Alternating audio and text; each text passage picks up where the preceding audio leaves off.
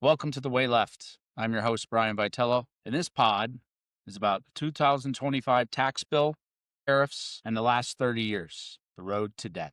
So we're going to dig in the last 30 years, maybe up to 50 years, starting with Reagan, talk about tax rates, tax rate history, talk about tariffs, talk about federal deficit, talk about cost of living, talk about wages, talk about reasons we're here and why we're here. Wages. So we're going to talk about some terms here.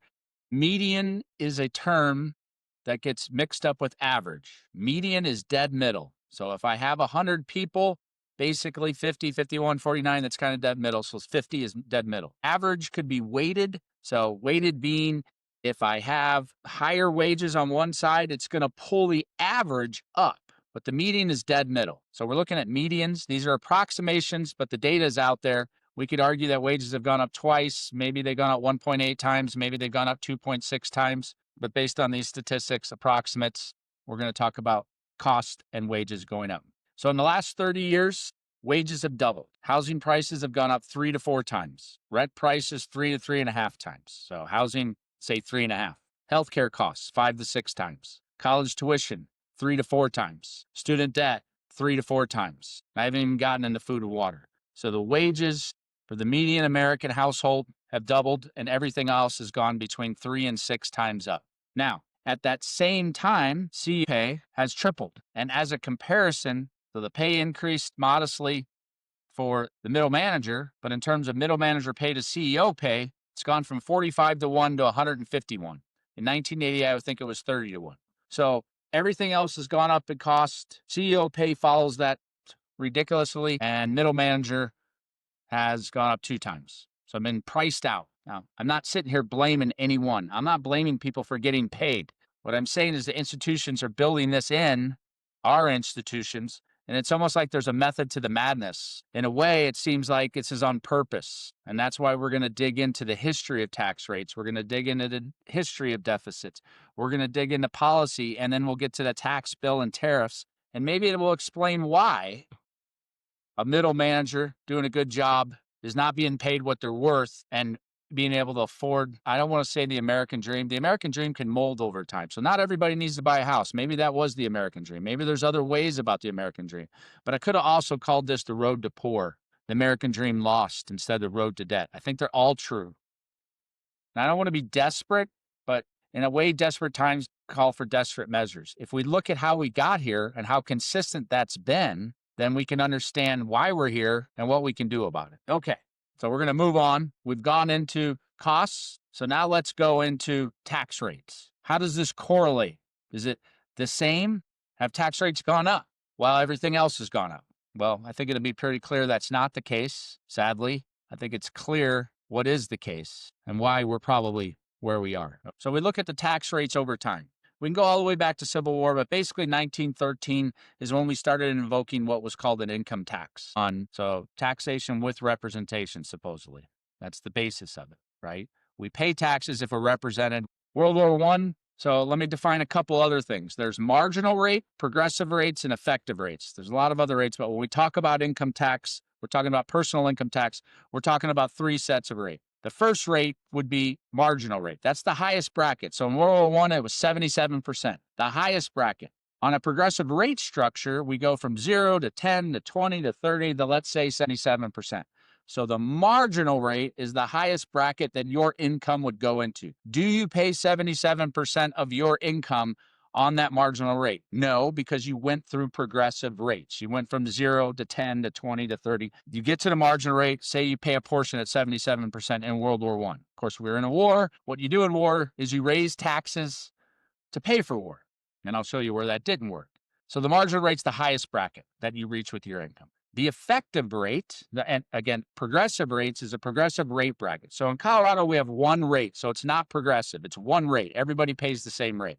And then you have deductions and exemptions that come into play to reduce your overall income to a taxable income. So that's a progressive rate bracket. Fed has that. Some states do not. Some states do have progressive bracket. The effective rate is what you pay on your gross income. So no matter what bracket you went into, let's say you went into the highest bracket, but you only paid, let's say you made $1 million and you went into the 77% bracket, that bracket at the top. but you only paid $200,000 only. You paid $200,000 worth of taxes. That would be a 20% effective rate. 200,000 divided by a million. So you went into the highest marginal bracket, but your effective rate through the progressive rates and based on deductions and exemptions means you paid effectively of your gross income 20%.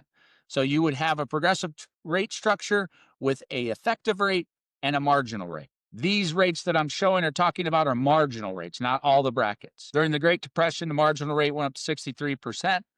From Hoover to FDR, from Hoover to get us out of the mess that tariffs created and monetary policy, into FDR for the New Deal, which was to provide social safety net benefits like Social Security and Medicare for the Americans through the Great Depression, which the Great Depression was not we'll talk about how we got there in 1929 when we had the great stock crash from the roaring 20s. And then we'll also talk about how we got to the financial crisis in 2008, and they're very related. World War II, we had high brackets. World War II to 63, high marginal rate brackets to pay for wars in the Cold War. 60s up to the early 80s, we had 77 to 50%. Highest, again, marginal rate on the highest income, the top 5 to 1%. And then we have the Reagan Tax Reconciliation Act. And here's where trickle-down economics really started and is trickled down through the ages. Trickle down being we'll reduce the burden on the top 1 to 5%, so they'll invest that extra money that they have into the economy to make sure that we get the proper I want to be careful with we and theys, that people below the top 1 to 5% or the top 10%, the top invest and we all benefit, we being the American people. So in 1986, it was the biggest tax change in the history of America at that point. We've had bigger ones since. We put in the Tax Reconciliation Act, Democrats and Republicans. 28% was the marginal rate. So we went from 50 to 28 on the top 5, 1%. That continued. We went to 31. We went to 39 during the Clinton years from 93 to 2000. And then we had the Bush years from 2001 to 2008. He cut the rate from 39 to 36, along with Cheney. We invaded Iraq and Afghanistan. We could argue the principles of that, spending trillions of dollars on war while cutting taxes, which if we look at the Civil War, World War I, and World War II, we increased taxes. Why do we increase taxes? Because we're spending a whole fuckload of money fighting wars. Some justified, some not. Most not. We roll into the early Obama years. We go from 35 to 43. We're coming out of the financial crisis of 2008. And then in 2017, for 2018, that would be Donald Trump and his new tax bill, which reduced the marginal rate to 37%, which has been extended in this new bill of 2025. Extended those tax rates cuts. So tax rates essentially have gone down across the board. Income has been pretty flat, has gone up a little bit for the middle class. Costs have gone up 3 to 5 times. So middle 2 times, rates have gone down. They've basically been essentially cut in half from the early 80s. I'm not even talking about corporate rates at this point. That's a different topic. They've also gone down. CEO pay has skyrocketed. Costs have gone up. Middle income have suffered the consequences. It almost seems like we're okay with that. That's where we got, hey, if you're smart enough, you can get rich and you can pay you actually end up paying less taxes effectively, and it's all going to trickle down. They're not going to do stock buybacks. They're going to put it into the economy. That's the theory. That's the theory we've been going on since basically 1986, both Republican and Democrat. Essentially, that's the theory that we've put in place. Maybe there's theories out there against this or even for greater reduction of taxes, but this is the theory we've put in place. Trickle-down economics. The rich will piss on the rest of us, and hopefully we get some scraps. That's a little harsh, but it's a reality. Okay, so let's define what a deficit is. It's pretty simple. I think we can all understand this. If you have a credit card and you use it and you don't pay it off and you don't save any money, and you have to pay on that over time, you're paying interest, and 2, you're spending more than you make. Last year, I think it was just America went over $1 trillion in credit card debt. Just America, not worldwide. So everybody's in debt. If you have a credit card and you use it and you pay it off each month and then you save money, you're in a surplus. You bring in more than you spend. So that equates to our federal deficits. So essentially, since Nixon, We've ran a federal deficit during every presidency except for Clinton from 93 to 2000. Ironically, he increased taxes, and everybody talks about the Clinton years with Newt Gingrich and the surplus and the economy booming, going into the tech boom. Goods or bads of Clinton years. The point is, we look at Ronald Reagan's years as $1.4 trillion deficit for 8 years. George H.W. Bush, $1 trillion for 4 years. Bill Clinton, $63 billion surplus. So he actually ran a surplus during those 8 years. And then we get to where things get crazy. From 2001 on, we've basically been a shit show in terms of managing our debt. George W. Bush got this kicked off right and well, reduced tax rates in 2003, went into war, invasions, conflicts in Iraq and Afghanistan primarily, spending trillions of dollars, ran a $3.3 trillion deficit. Again, cut tax rates during wartime. It was at the wartime of World War I, Civil War, World War II? No, but it was still wartime. Choice or no choice. Barack Obama, in 2008, we had the financial crisis. We'll get to why we got there. And it will be very similar to how we got to the stock market crash. And luckily, we didn't roll into a Great Depression, but they're similar. Barack Obama ran a $6.8 trillion deficit. Kind of ridiculous, but he took over the financial crisis for George Bush because that was at the end. We doled out close to $1 trillion or more to bail out all the banks who were hedging bets that they couldn't afford to pay for. Ran a huge deficit, obviously started the Obamacare, tried to pay for health care for all. It doesn't cover everybody. That was an initiative. It costs money. The taxes still didn't really, they went up a little bit from Bush's era. So he did kind of push tax, but we still spent a ton of money. So spending like crazy. Donald Trump, another big spender, the guy that's going to cut the deficit in a day, 17 minutes, and then he's going to change that plan. The first time around from 2017 to 2021, $6.6 trillion. So almost as much as Barack Obama spent in 8 years, he spent in 4 years. Barack Obama dealt with the financial crisis, rollover from Bush. Donald Trump had to deal with the beginnings of COVID. So there's some justification for going in debt, whether that was managed correctly. But of course, we cut taxes with Donald Trump from Obama, and not really a good thing to be doing when maybe you should have increased them during the pandemic to pay for it, but we didn't do that. Joe Biden comes in, he takes over from Donald Trump, basically running the rollover then for COVID. He runs a $3 trillion deficit. It's probably closer to 4 or 5 when you hash out to the 2024. We got final numbers through 2023. Then we roll into the new Trump regime. He's running approximately a $1.9 trillion deficit per year. Now, some of that's a rollover from Biden era stuff, but of course, then he rolled out and extended the tax cuts, which isn't going to help that. He would argue that tariffs will, and we'll talk about that. The total national debt is $37.46 trillion. Now, if I just look at it since 1980, we're talking about $24 trillion at least. We're probably closer to $26 trillion of the $37 trillion has been over the last 40 or 50 years. Tax rates go down, deficits go up. Shocking how that works. Spend more than you bring in. There's a lot of other reasons for this. This isn't just an argument for taxes, but there's a correlation. Costs have gone up. Wages haven't gone up like they should. Tax rates have gone down. Deficits have skyrocketed. Essentially, the last 40 to 50 years of quasi-trickle-down economics, Friedman economics. Don't tax the rich. Try to help society a little bit and see if it all works out. Seems to be working out well. That's sarcasm. Maybe bad sarcasm. Okay. So we covered deficits. Now we're going to go the last 30 years. We already talked about that, but let's talk about something that happened previously, and we're going to talk about what's called the Glass-Steagall Act, which no longer exists because it was rescinded by our wonderful Republicans and the Democratic President, Bill Clinton. So the Glass-Steagall Act and rescission. Okay, so the Glass-Steagall Act was the name of the Banking Act of 1933. It was put into place because in 9 Wall Street crashed because there wasn't enough separation between commercial banks and risky investment banks and underwriting and trade and insurance. The point being is just to understand the way a bank works. A standard bank works. If I put $100,000 into an account, they take that money in, they credit my account, but that's not that cash. They have certain points of leverage where they could say, let's say for ease of use, that they can lend out 50% of my $100,000. So they don't actually have my $100,000 in the bank. They take 50 of it and they loan it to Joe. If I go to the bank and I say I want my 100,000 out, they should be able to give that back to me.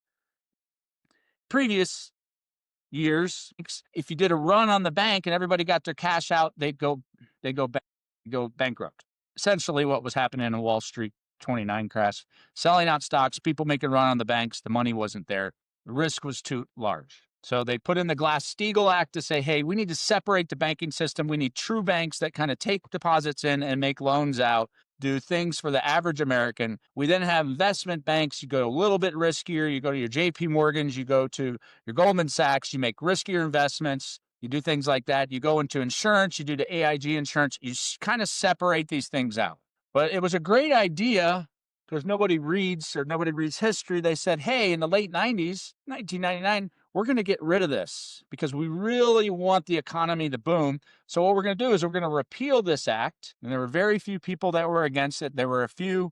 We're going to repeal this act and we're basically going to go rogue. We're going to go anarcho-capitalism. What we're basically saying is you can be all of these things and you can take real risks on one side. Now your banking operations still have to operate a certain way, but we're going to make it one company so the risk kind of passes through all the way. This is what really hurt AIG. It crushed Merrill Lynch into basically a bankrupt company. And it was a catastrophe. And when was it a catastrophe? It was a catastrophe in 2008. So we had the financial crisis and we had credit default swaps, which are insurance on insurance to cover things. I can't remember the number, but I think it was like 5 to 10 times the global economy in terms of trillions of dollars. So of course, what we had to do was we had to bail all the banks out. Now we did put some limitations in after that, the Dodd-Frank rules to control this. Of course, most of those have been dissipated away. We're kind of in a rogue, especially with Trump and the grift that's going on. A lot of these things are happening again. And who ate that? That added to the deficit. We didn't conquer it. We kind of just pushed it along. So I'm not going to just sit here and do history lessons. Really what I'm saying here is there's reasons for these things. They happen. Hopefully we learn from them. But I think based on our national debt, based on the fact that our rate policy has correlated with the increase in debt, and that our push to deregulate damn near everything puts us in a position where 95% of us are stuck. Okay, so we're moving on. We're flying through here. This is an informative. I'm of my opinion. I will give a little bit of that to end. Informational purpose here. Are there correlations? Are there reasons? Are there other reasons outside of what my opinion is going to be? There absolutely will be. The broader point here, I think it's pretty clear in some regard what's going on, and then we have to decide how we're going to get out of this. Okay, so we had a little history lesson there. Now let's jump into tariffs, okay? The first thing is, and we're going to kind of go into the current, I'm not going to do a whole history on tariffs. I'm going to give some of that background, but let's talk about tariffs because that's the new hot topic. It's Donald Trump's favorite thing to talk about other than hating the left. Okay, so a tariff is a tax. That's what it is. It's a tax. And let's define tariffs because I think there's a bunch of confusion, and Scott Bessent, who supposedly is our Treasury Secretary for all Americans, seems to be the Treasury Secretary for about less than 1% of Americans, and those would be in the top less than 1%. A tariff is a tax. So when Donald Trump chooses to put a tariff on China, who pays for it? Now, a lot of people think China pays for it. No, the American company that buys goods from China. So if China makes shoes in China for $100, they send them to America, and I'm the shoe buyer, and there's a 50% tariff on that. I pay the tariff, so I pay $150 for the shoes. I pay it. Now, Scott Bessent says the average income taxpayer doesn't pay tariffs, that companies eat it. Well, let's say that's true. Let's say the companies eat all that. Well, those companies are still made of stockholders or private investors, so someone's paying it, and it will affect margins. So that tariff is a tax. We put a minimum tariff of 10%, and then we do up to 50% on some countries. Now, remember, this was an emergency act by an executive order by the president, which actually Congress is the one that's supposed to impute tax because it's taxation, representation with taxation. But he did it on every country in the world, including the island with only penguins, said it was an emergency. Supreme Court's going to decide on this based on their push to basically let Trump be immune from everything, to let corporations be individuals through Citizens United, which is a Supreme Court case. I have a feeling they're just going to say, fuck it, go ahead and do whatever you want. So that tariff is put in place. His philosophy is if we tariff the rest of the world, we want the trade imbalance to come our way. We want to export more than we import. The idea is then that you will build manufacturing this way. But those tariffs are expensive. And basically, they push inflation up because cost of goods. Or it eliminates that product from coming out. If China puts a tariff on America of 50%, now I'm the shoe salesman from America. I make shoes in America, which is not usual. Those shoes that I charge $100 for, that company in China is going to have to pay $100 to me and $50 to China, to the Chinese government. So it's going to cost them $150. So the point here is we're creating an isolationist, protectionist philosophy. So guess what else we did this? We did it in the late 1800s by a president called McKinley, who then tried to get out of it. Now, this was with Congress's help. McKinley, being a Republican, notice why Donald Trump, he loves tariffs. So he changed the name of the area or the mountain in Alaska from Mount McKinley from Denali to Mount McKinley. And why did he do that? Because he loves McKinley because he did tariffs. McKinley tried to fight it. He said, okay, this is good. This is bad. It was isolationist, protectionist philosophy. The economy started to tank. Sadly, he got shot, ended up dying. But out of that, we got a really good liberal Republican. His name was Teddy Roosevelt, who basically started the Progressive Party after his term, 2 terms. That being said, here we are. The next time we did massive isolationist, protectionist tariffs was in the early 30s by a guy named Herbert Hoover. If you've never heard of Hoovervilles, that was the precipice of the Great Depression. Basically, people living in cardboard boxes because we had the post-1929 stock market crash, and the way to solve that was to become protectionist and isolationist. Now, Milton Friedman will point out he's a great conservative economist. I don't agree with everything he says, but he has some really good thought. He said it was also monetary policy and how they manage monetary policy. There isn't one thing that's always the problem. It's a part of a problem. Isolationist and protectionism brings you into the fold. We live on Earth. We are earthens. We live in a global world. We're not going to make shoestrings here, right? So we have to diversify. We do have to have some strengths. We do need directed tariffs like, okay, we're not going to allow this country to buy chips here for the same price as everybody else for semiconductor chips or our national defense, or maybe they're pricing us out on tomatoes. But the point is universal tariffs are isolationist and protectionist. You have no friends in that situation. We put tariffs on Canada. We put tariffs on Mexico. We put tariffs on the EU. We put tariffs on the UK. These were our friends because of this philosophy driven by Donald Trump and Ron Navarro. They should be part of your philosophy, not your full philosophy. And as you can see, there's specific tariffs targeting automobiles and steel, manufacturing, copper. Of course, all these have changed about 50 times. Because Trump has no ideology. He just wants more news. He just wants to be on the news. He only wants to be on one, fascist Fox, the Fix News, which is a state-sponsored institution at this point. Okay, so let's go down here. So by April 2025, the baseline plus new tariffs, baseline being the 10%, the average jumped to as much as 22 to 27%. So let's just call it 20%.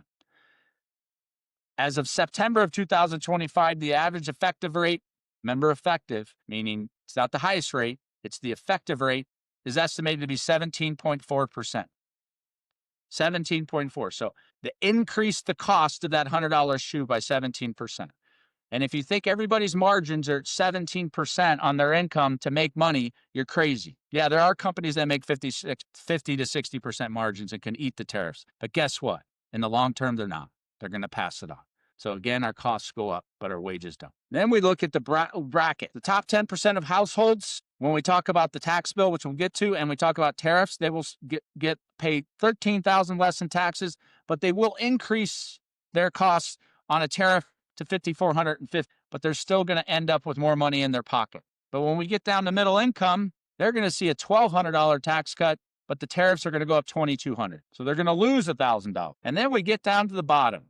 Those who make the least, they will say their annual income dropped by almost $2,600 because they're going to take an average hit of $1,350 to the wallet when you put in tariffs against the tax cut. That's crazy. So there's another term out there. It's called regressive tax rate. A regressive tax rate is a static rate where everybody kind of pays the same, but based on your income, it has a bigger impact. So a regressive tax rate is a sales tax or a tariff because it's the same rate for everybody. So the person that makes 40 grand that wants those shoes pays the same tariff as the guy that makes $500,000.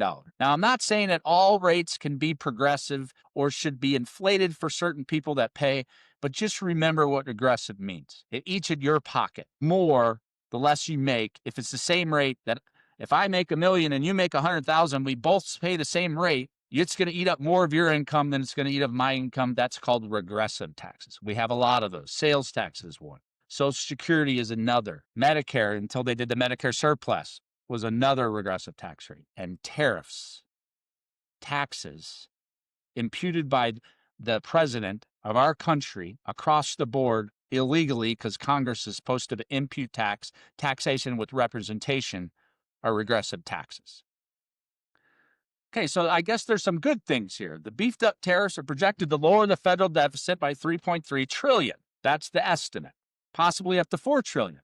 However, the spending and tax cuts package is estimated at $4 trillion. So basically, we're saying it's anywhere with it costs. It is expected to increase the deficit by $3.4 trillion and add roughly $718 billion, even if it's a net zero. So let's say it is a net zero. So we have a deficit reduction, and then we have the taxes. So basically, it ends up net zero. So it doesn't affect the deficit. Well, that's actually a pretty good thing because we would be at a deficit level. It seems like a good thing. But they're also predicting how to reduce the deficit based on GDP forecasts because, again, the rich are going to get more money in their pocket, so they're going to spend it all, everybody else in the bottom 90%. We've seen how that works, and it's going to affect inflation. So even if our net to the deficit, maybe we solve the deficit problem, but we're actually tearing down the foundations of income for the majority of Americans. I can make that argument. So that was a brief take on that. Argue with me if you want. I would say universal tariffs are one of the worst decisions in the history of political philosophy around the world, and it's actually proved out here in America 2 or 3 times that it just doesn't work. Not the way he's doing it. Not with tax rates getting cut too. That's a way, hey, let's cut taxes and increase tariffs. Great. So we're going to pay more for a lot of stuff, and it's not even going to cover the tax break that you gave to the majority of Americans. So we're fucked. Super. Okay. So now we're jumping into that great tax bill, the big, beautiful bill. Don't you love those terms? Big and beautiful for who is what I would ask, right? Okay. I don't want to go too deep, but we're going to look at something here, kind of the impacts. There's a lot of stuff in the act. I'm not going to say it's all bad because it's not. It's not all bad. That doesn't mean most things are not all bad. Okay, so here we go. We're going to go and say, okay, what is the fiscal and economic impacts? Again, this information is out there. You can get it a million different places. You can make arguments here, make arguments there, but I think generically speaking, I'll pull up a CBO report, which is a Congressional Budget Office, which is supposed to be bipartisan, is putting out these projections. Okay. Estimated $4.5 trillion in tax cuts over 10 years increases deficits by about $3-4 trillion. That's the fiscal and economic impacts that the CBO is coming out with. Now, that being said, if we put the tariffs in, maybe that's zero. Maybe that is zero.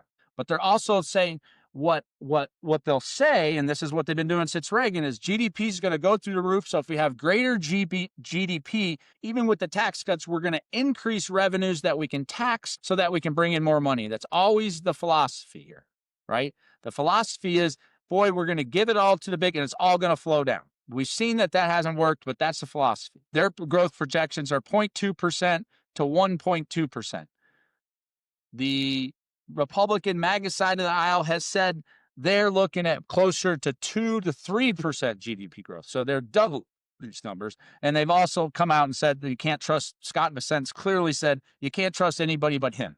Scott Bessent, B-E-S-S-E-N-T, is the head of the Treasury. And basically he agrees with nobody but himself. The distributional impact, top 10% of earners gain $13,600 annually. Middle class gain varies $800 to $1,200. Lowest 10% may lose $1,200 due to reduced social benefits. So again, what is this tax philosophy? Look at it. Give the money to the top 5 to 10%, barely help the middle class, and in this case, really, this is the road to poor. Colorado gets hit with some of these. You'll see as an example on here, they have $750 million revenue shortfall. We actually just had that special session. Colorado has a special session to say, how the hell are we going to pay for this? And that comes back to how federal and states, and we're going to have a separate podcast, how states get funded from the Fed. Is the Fed, if we're reducing the Fed, are we really part of the United States of America, or are we the separated states of America and we pay for everything on our own? We'll talk about red states and blue states, separate podcast. Okay. So I would bring up something similar here.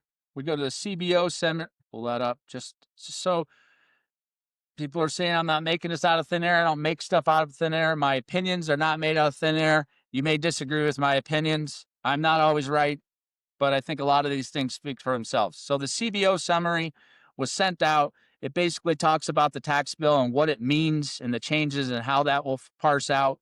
It speaks to what I just talked about. They basically extended the 2017 tax cut. They said it wasn't a tax change because it was an extension. It's still, if it expires, it expires. It's an extension. That means that it's still a tax cut. We're going to have $698 billion less in federal subsidies from changes to the Medicaid program. So we're spending $700 billion, right? So we're going to create a deficit of $4 trillion. We're still creating a deficit of $4 trillion, but we're cutting $700 billion from Medicaid so that we can fund the tax cuts for the top 10%. We're reducing federal spending on SNAP, which is a food program to help the poor, spending $64 billion less on other things, but we're increasing defense and immigration enforcement and homeland security. And we're going to cut out the Department of Education, which is going to save us 2%. They haven't done that yet, but that's what they want to do. Again, this is to fund the top 10%. It's clear. They're saying that. We're going to give the top 10%, and GDP is going to go crazy, and everybody's going to be fine. And we're going to put in, and then the way to substantiate that $3.8 trillion deficit is to go out and tariff everything and shoot inflation out of the sky, and again, aggressively tax, especially the bottom 50%, but bottom 90%. Okay, I've said a lot here.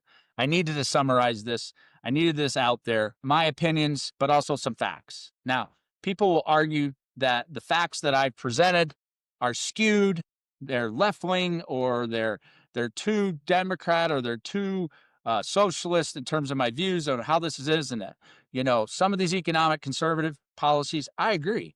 There should be a mix. I'm not saying tax. What I'm saying is pay to play, right? And I feel like a lot of people are paying to play and aren't getting the benefits out of it. If we want to decimate the upper middle class and below, we're doing a damn good job of it. That's what we're doing. And there's plenty of Democrats that are complicit in this. Bill Clinton and Newt Gingrich got together in the 90s, Republican and Democrat. Reagan and Tip O'Neill fought it out so they could reduce taxes. We're not even talking about corporate taxes, not even talking about the fact that Warren Buffett, the Oracle of Omaha, the greatest investor probably in the history of the planet, but at least in the last 100 years, has said, tax me. Please tax me more. Bill Gates, like him, hate him, love him, one of the smartest business people ever in terms of technology. Please tax me more. And then, of course, we have the Bezos, we have the Zuckerbergs, we have the Elon fucking hate-mongering ex-Grok Musk. Let's not tax any of us. Fuck it. So where's the balance? How do we live in a society where we help society and the individual instead of just the individual? The reason that we live in this society and we enjoy society and culture is because that's what we are, social animals. And social media is not social animals. Going out, having a drink, going out and getting some food, having your kids play a game, that's society. If we're not willing to fund it, we'll degrade society to the point that we won't have a society other than one that's going to be controlled. And whether that's by a leftist or a rightist, I think we're leaning that way. So I thank you. And some questions to ask ourselves. How do we pay for it? How do we pay for society where people can afford a little bit more than just bare necessities? I don't know the answer to that question, but I'm going to have input on that on another podcast. You can be sure of that. And generally, I leave you with a musical quote. All I'll say now is the quote is, the road to nowhere is the road we're on, and we're all a part of it. So if we want to be the next Russia, where 5 people own 98%, we're doing a damn good job of getting there. And I thank you for watching this episode.